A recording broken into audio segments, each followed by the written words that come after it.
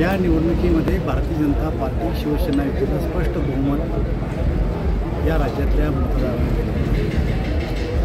परंतु उद्धव ठाकरेंनी ऐन वेळेवर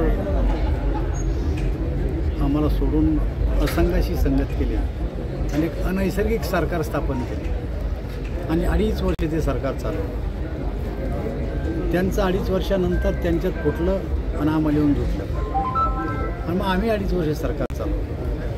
तर या राज्यातल्या मतदारांनी त्या 2.5 वर्षाची आणि या 2.5 वर्षाची तुलना केली की त्यांनी सरकार चालवलं तेव्हा जनतेच्या हिताचे, शेतकऱ्याचे, तरुणांचे, वयोवृद्धांचे, उद्योगासाठी यांनी काय काय केलं आणि आत्ता आमचं 2.5 वर्षानंतर आम्ही काय केलं याची तुलना या राज्यातल्या जनतेने केली आणि त्यामुळंच भारतीय जनता पार्टी आणि मित्र पक्षाला भरभरून या राज्यातल्या मतदारांनी मतदान केलं. मला असं वाटतं त्यांना स्पष्टपणे नाकारलं.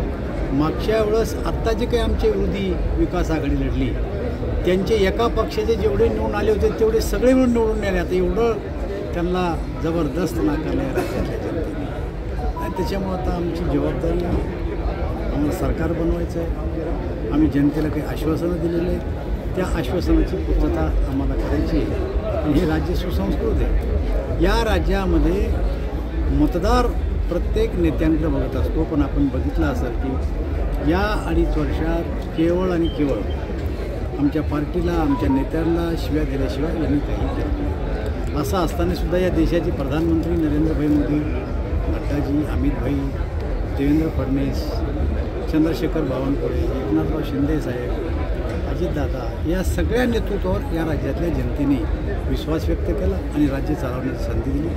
मला असं वाटतं लवकरच आम्ही आता आमचे नेते निवड करू आणि राज्याचा मुख्यमंत्री आमचे वरिष्ठ नेते ठरवतील आणि राज्याचा कारभार अत्यंत चांगल्या पद्धतीने 5 वर्षांनी चालू.